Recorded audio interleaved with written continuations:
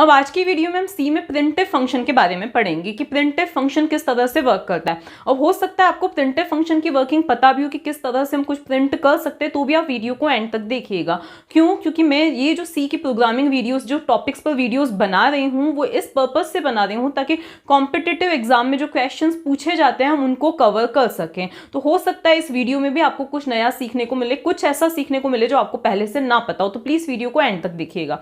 अब हम स्टार्ट करते हैं। देखो, ये है हमारा प्रिंटिव फंक्शन। यहाँ पर हम देते हैं फॉर्मेट स्ट्रिंग और यहाँ पर दिए जाते हैं आर्ग्यूमेंट्स। इसकी डिटेल में, इसको देख के आप कंफ्यूज मत होना, हम पूरा जब वीडियो देखेंगे तो आपको ये चीज क्लियर हो जाएगी। प्रिंटिव फंक्शन जो है वो क्या रिटर्न करता है? इंटीजर रिटर्न करता है। अब इंटीजर में क्या रिटर्न करता है? नंबर ऑफ कैरेक्टर्स उसने कितने प्रिंट किए हैं वो रिटर्न करता है। ओके, इसको भी अभी हम जब एमसीक्यूज क्वेश्चंस नेक्स्ट वीडियो में देखेंगे तो आपको समझ में आ जाएगा कि किस तरह से वो इंटीजर रिटर्न करता है। ओके, तो अभी आपको सिर्फ क्या ध्यान देना है? इस पर ध्यान देना है। अब सबसे पहले हम सिंपली स्टार्टिंग करते हैं कि हमें सिंपली हेलो प्रिंट करना है, तो हम किस तरह से प्रिंट करेंगे। तो अगर हमें सिंपली हेलो प्रिंट करना है तो हम क्या लिखते हैं? प्रिंट एफ, और फिर डबल कोट्स में हम क्या लिखते हैं? हेलो लिखते हैं। ओके, हेलो वर्ड है, जो कुछ भी आपको देना है वो आप क्या लिख दोगे? डबल कोट्स के अंदर लिख दोगे। ओके, अब प्रिंटफ क्या है? एक बिल्ट इन फंक्शन है जिसकी डेफिनेशन किसके अंदर है? stdio.h के अंदर है, हेडर फाइल के अंदर है, स्टैंडर्ड इनपुट आउटपुट के अंदर। जब मैंने सी प्रोग्रामिंग का इंट्रोडक्शन दिया था तो आपको बताया था कि बिल्ट इन फंक्शंस क्या होते हैं, हम जो फंक्शंस बनाते हैं वो क्या होते हैं। तो जब भी हम प्रिंटफ फंक्शन को कॉल करेंगे तो हम हमारे प्रोग्राम में हैश इंक्लूड की हेल्प से stdio.h को क्या करेंगे? इंक्लूड करेंगे हमारे प्रोग्राम में। क्यों? क्योंकि हम प्रिंटफ फंक्शन को कॉल कर रहे हैं जिसकी डेफिनेशन किसके अंदर दी गई है? stdio.h के अंदर, जो डिफाइंड है कि ये किस तरह से वर्क करेगा, तो उसको इंक्लूड करना हमारे प्रोग्राम में जरूरी है। अब यहां पर मैं पूरा प्रोग्राम नहीं लिख रही हूं कि यहां पे हमें लिखना है इंट मैन रिटर्न 0, ये सब मैं नहीं लिख रही हूं क्योंकि मैं पहले ही वो सारी चीजें आपको बता चुकी हूं। मैं सिंपली प्रिंटफ में हम फोकस करेंगे। तो यहां पर हमने क्या लिखा है? प्रिंटफ हेलो लिखा है। तो जो चीज भी हम डबल कोट्स में लिखते हैं, यहां पे हमने सिर्फ स्ट्रिंग लिखी है। क्या लिखी है? सिर्फ स्ट्रिंग लिखी है।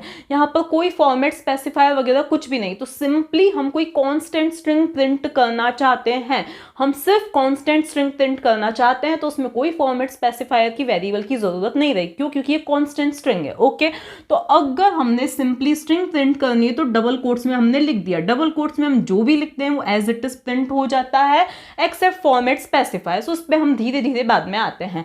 तो यहां पर ऐसा लिखने से आउटपुट में क्या आ जाएगा? हेलो आ जाएगा। ओके, इसके बाद हम आते हैं कि क्या हम प्रोग्रामिंग इसलिए करते हैं कि हम कांस्टेंट्स प्रिंट कर सकें। क्या हमें सिंपली क्या कुछ हम मैसेजेस प्रिंट करवाने के लिए तो प्रोग्रामिंग नहीं करते हैं। हमें हो सकता है कि वेरिएबल्स को भी प्रिंट करने की जरूरत पड़े, ऑब्वियसली पड़ेगी ही। तो अब मान लिया कि मेरे पास कोई वेरिएबल है, सपोज मेरे पास एक वेरिएबल है इंटीजर a=10, या मैंने इस a की वैल्यू यूजर से ली है, उस पर हम अभी ध्यान नहीं देंगे। a की वैल्यू, a क्या है? एक वेरिएबल है जो कि मेमोरी में कहीं स्टोर्ड है, एक इंटीजर है, वेरिएबल है जो मेमोरी में कहीं पर स्टोर्ड है, जिसकी वैल्यू है 10। इसका कुछ एड्रेस भी होगा। ओके, तो अब हमें इस a की वैल्यू को प्रिंट करना है, तो हम कैसे प्रिंट करेंगे? इन केस में डबल कोट्स में मैं अब प्रिंट एफ की जगह में pf लिखूंगी। तो प्रिंट एफ अगर मैंने सिंपली डबल कोट्स में लिख दिया a, तो क्या आ जाएगा? सिंपली a आउटपुट आ जाएगा। a की वैल्यू तो नहीं प्रिंट होगी, लेकिन मैं क्या चाहती हूँ? a की वैल्यू प्रिंट करवाना चाहती हूँ। तो फिर मैं क्या लिखूंगी? तो उसके लिए क्या मैं ये डबल कोट्स हटा दूं तो ये आ जाएगा a? नहीं प्रिंट होगा। सी में ऐसा नहीं होता है।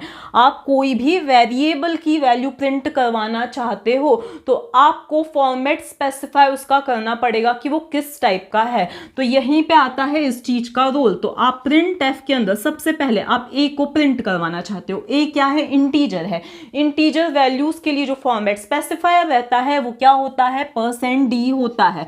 आज की वीडियो में हम ये सारे फॉर्मेट स्पेसिफायर्स देखेंगे, इसके अलावा %u भी देखेंगे। ओके, तो ये सारे फॉर्मेट स्पेसिफायर्स को हम क्या करेंगे? डिस्कस करेंगे।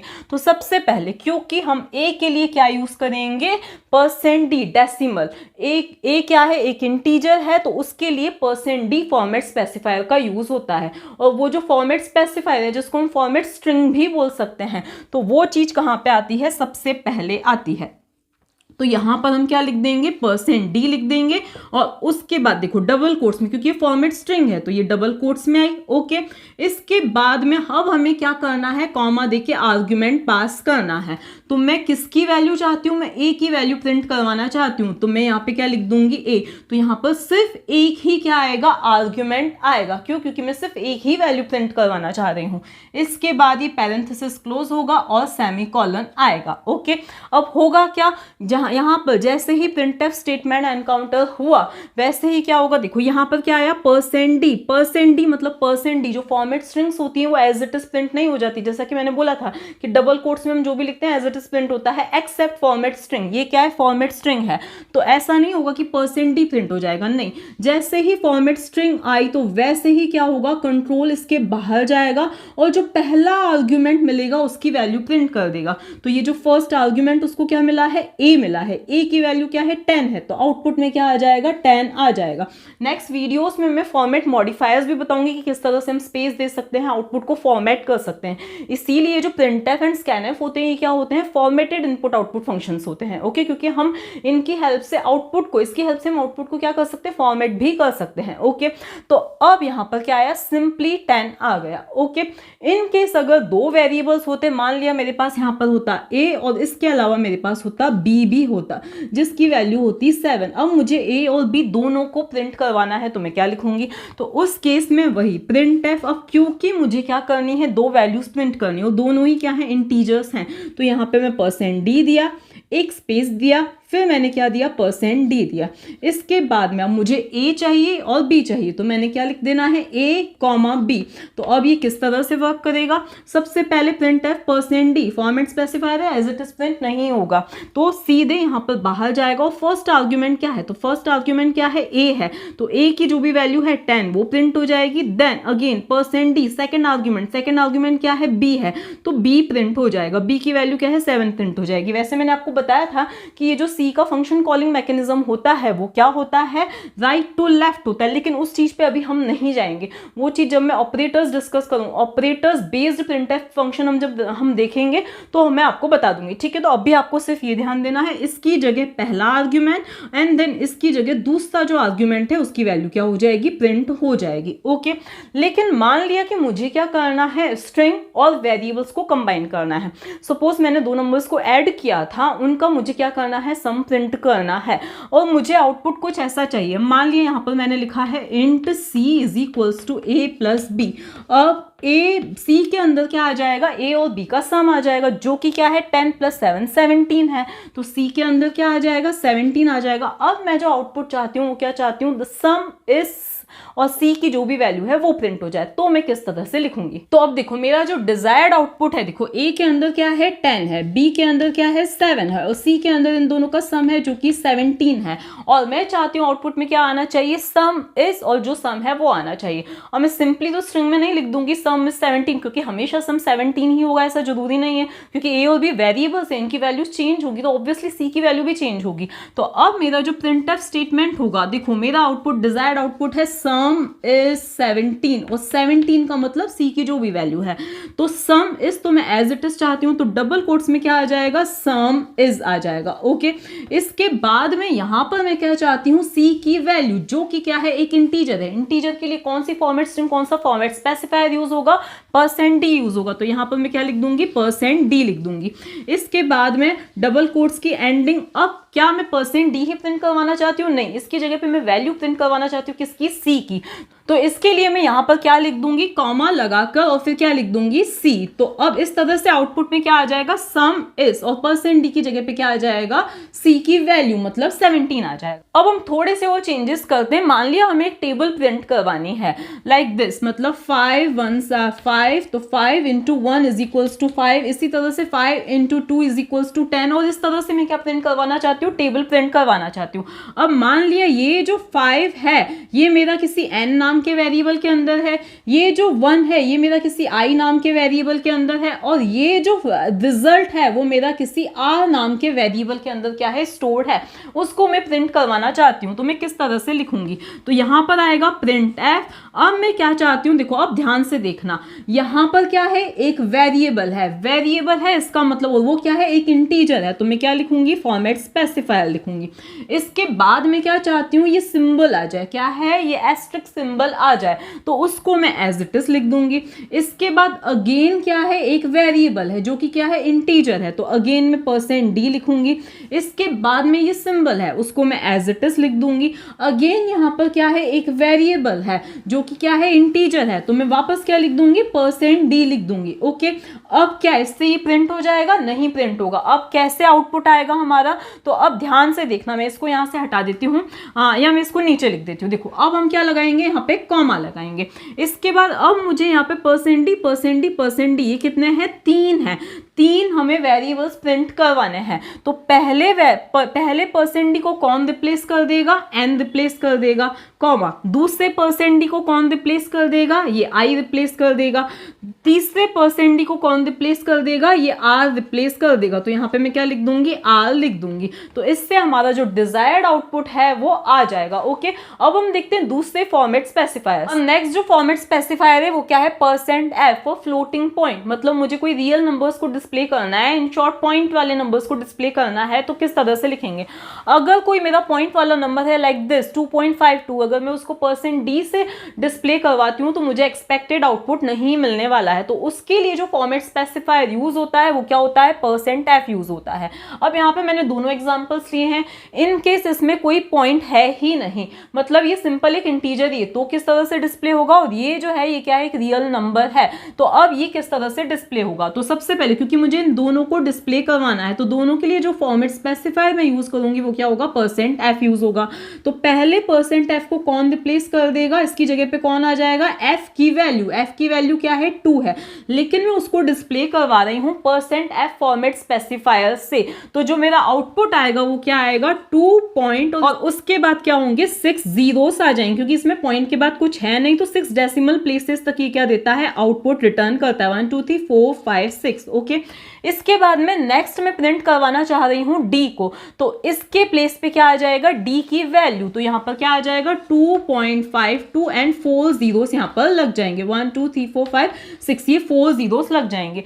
इन केस यहाँ पर मैंने क्या दिया होता, 2.52 के प्लेस पे दिया होता 1 2 1 2 3 4 समथिंग ऐसा दिया होता, तो मुझे जो आउटपुट मिलता वो ओनली 6 डेसिमल प्लेसेस तक ही मिलता, मतलब 1 2 3 4 5 6 यहाँ तक ही मुझे क्या मिलता, आउटपुट मिलता। ये 3 और 4 क्या हो जाते, डिस्कार्ड हो जाते। तो इस तरह से हम क्या करवा सकते हैं, फ्लोटिंग पॉइंट नंबर्स को, मतलब रियल नंबर्स को हम क्या करवा सकते हैं, डिस्प्ले करवा सकते हैं। लेकिन अगर मुझे क्या करना है, साइंटिफिक नोटेशन में प्रिंट करवाना है आउटपुट, मतलब ऐसे नंबर्स को मुझे क्या करना है, साइंटिफिक नोटेशन में प्रिंट करना है, उसके लिए अब हम क्या यूज करेंगे, %e। तो हम किस तरह से लिखेंगे, printf, और यहाँ पर हम क्या लिखेंगे, %e का यूज करेंगे। हम कैपिटल में भी लिख सकते हैं, स्मॉल में भी। कैपिटल में लिखने से जो हमारा e है एक्सपोनेंट, वो क्या आएगा, कैपिटल में आएगा, और इसमें स्मॉल में आएगा, इतना सा डिफरेंस है। तो अब उसका ये एग्जांपल देखो कि अगर d की वैल्यू क्या है, ये है, तो अब सबसे पहले देखो इसको हम साइंटिफिक नोटेशन में क्या लिख सकते हैं, तो इसको हम साइंटिफिक नोटेशन में लिख सकते हैं 6.712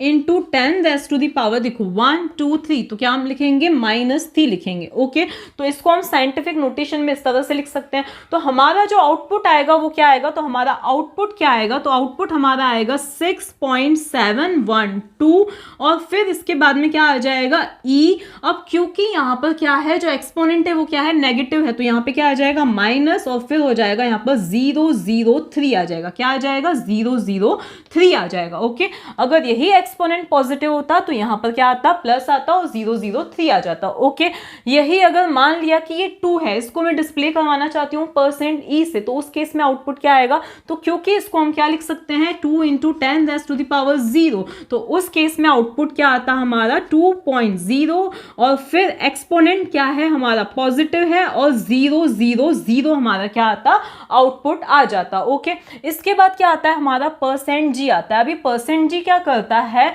आइदर देखो ये है हमारा साइंटिफिक नोटेशन, वो था हमारा नॉर्मल नोटेशन, तो साइंटिफिक और नॉर्मल नोटेशन में से जो भी उसको सिंपल, जो उसको स्मॉल लगेगा, जिसमें कम डिजिट्स लग रही हैं, उसको वो क्या करता है, यूज करता है। सपोज हमने इसी नंबर को हमने %g से डिस्प्ले करवाया होता, तो इस केस में क्योंकि साइंटिफिक नोटेशन जो है वो ज्यादा सिंपल है, जिसमें कम डिजिट्स लग रही हैं, यूज हो रही हैं, तो इस चीज को साइंटिफिक नोटेशन में डिस्प्ले किया जाएगा। लेकिन अगर हमारा नंबर होता है सपोज 2.5, तो इस केस में साइंटिफिक नोटेशन के बजाय क्या सिंपल है कि उसको नॉर्मल नोटेशन में डिस्प्ले किया जाए। तो अगर हम इसको %g से डिस्प्ले करवाते तो उस केस में 2.5 ही क्या आ जाएगा, हमारा आउटपुट आ जाएगा। ओके, अब नेक्स्ट जो हमारा फॉर्मेट स्पेसिफायर है वो क्या है, %c है, जो कि मैं पहले के वीडियोस में जो मैंने आपको स्ट्रिंग लिटरल्स बताए थे तभी भी मैंने आपको, सॉरी स्ट्रिंग लिटरल्स नहीं, नॉर्मल लिटरल्स जब मैंने वीडियो बताया था उसमें आपको बता दिया था %c क्या होता है, जो कि कैरेक्टर वैल्यू और वो भी ASCII वैल्यू क्या करता है, रिप्रेजेंट प्रिंट करता है। ओके, तो अब मान लिया मैंने क्या लिखा है, int a is equals to मैंने लिखा है 77। ओके, अब मैं इसी को किससे प्रिंट करवाती हूँ, अगर मैं इसको %d से प्रिंट करवाती हूँ तो मुझे सिंपली 77 आउटपुट मिलेगा। लेकिन अगर इसी चीज को मैं प्रिंट करवाती हूँ %c से तो उस केस में मुझे आउटपुट में क्या मिलने वाला है, कैपिटल M मिलने वाला है। क्यों मिलने वाला है कैपिटल M, क्योंकि कैपिटल M की जो ASCII वैल्यू होती है वो क्या होती है, 77 होती है। ओके, तो इसलिए मुझे क्या मिलने वाला है, इसका कैरेक्टर इक्विवेलेंट मिलने वाला है। ये चीज मैंने पहले आपके लिटरल्स वाले वीडियो में ही कवर कर दी थी। ओके, तो अब इसमें आप ये मत सोच के कंफ्यूज होना कि भाई इंटीजर को हम ऐसे कैसे प्रिंट करवा सकते हैं %c से। तो इसकी पूरी डिटेलिंग मैंने उस वीडियो में आपको बताई थी, तो उस वीडियो को आप अच्छी तरह से देख लेना।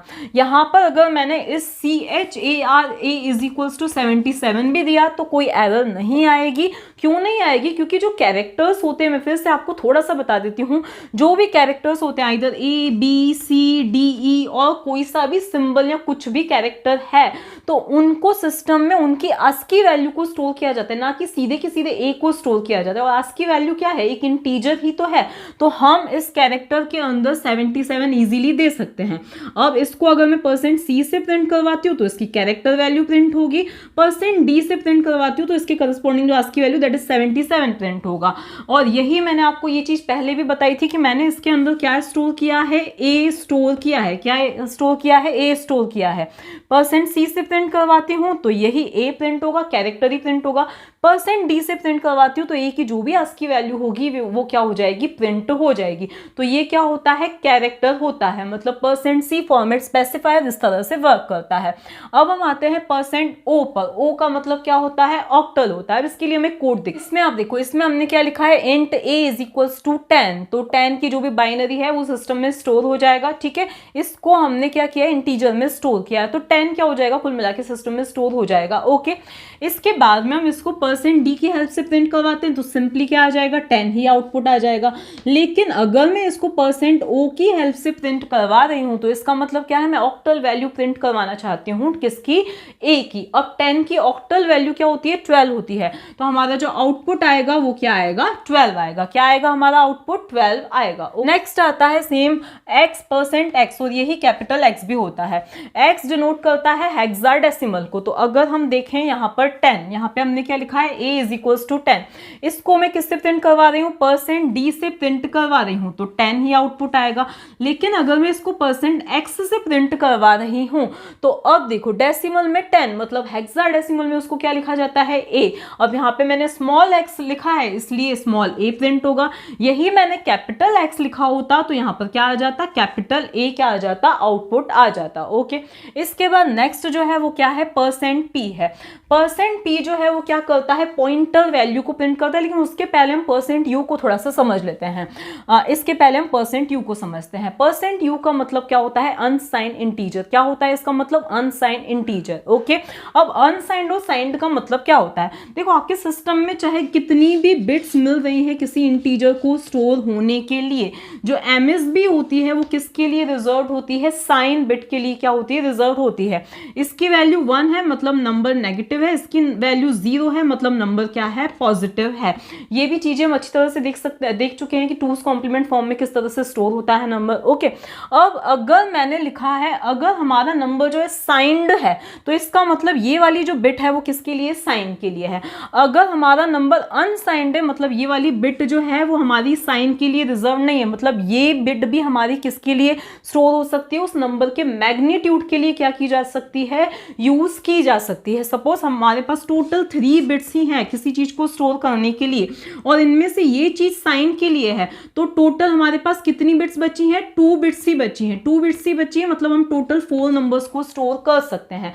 लेकिन अगर ये बिट हमारी साइन के लिए नहीं है तो उस केस में हम इस बिट को भी नंबर के मैग्नीट्यूड के लिए यूज कर सकते हैं। तो अब हमारे पास 3 बिट्स हो गई, 3 बिट्स हो गई मतलब हम टोटल 8 नंबर स्टोर कर सकते हैं। तो यही डिफरेंस है कि अगर वो एक बिट जो है हमारी साइन के लिए नहीं है, हमारा नंबर अनसाइंड है, तो इसका मतलब क्या है कि ये एक बिट भी हमें किसके लिए मिल गई है, नंबर के मैग्नीट्यूड के लिए मिल गई है। इसीलिए जो एड्रेसेस होते हैं, जो पॉइंटर्स होते हैं, उनको %u की हेल्प से स्टोर किया जाता है, सॉरी डिस्प्ले किया जाता है। उसका रीजन क्या है कि हमारे पास सपोज इतनी बिट्स मिली हुई हैं और हमारे जो पॉइंटर, जो हमारा जो एड्रेस है वो समथिंग 1011 समथिंग कुछ इस तरह से है, ये एग्जैक्ट एड्रेस है। ये चीज, अब एड्रेस जो है वो कभी नेगेटिव पॉजिटिव नहीं होता, मतलब पॉजिटिव ही होता है क्योंकि एड्रेस है, वो नेगेटिव नहीं हो सकता है। तो इसका मतलब ये जो चीज है वो साइन नहीं है। अब अगर मैं उसको %d से रिप्रेजेंट करती हूँ तो हमारा एड्रेस नेगेटिव हमें डिस्प्ले होगा, ओके, अगर यहाँ पे 1 है तो। लेकिन अगर मैं उसको %u से रिप्रेजेंट करती हूँ, सॉरी डिस्प्ले करती हूँ, तो उस केस में क्या होने वाला है, उस केस में हमें एग्जैक्टली जो मैग्नीट्यूड है वो सही सही मिलने वाला है। ठीक है, आपको कंसेप्ट क्लियर है? नहीं तो मैं फिर से रिपीट करती हूँ कि अगर हमारा एड्रेस कुछ इस तरह से, ये हमारा एड्रेस है जिसमें ये साइन बिट नहीं है, ये नेगेटिव को रिप्रेजेंट नहीं कर रहा है, लेकिन मैं इसको %d से शो करती हूँ तो मुझे क्या मिलेगा, आउटपुट में नेगेटिव मिलेगा। लेकिन अगर हमारा यहाँ पर हमने इसको %u से शो किया है, प्रिंट किया है, तो मुझे सही आउटपुट मिलने वाला है। ओके, ये इनमें डिफरेंस है।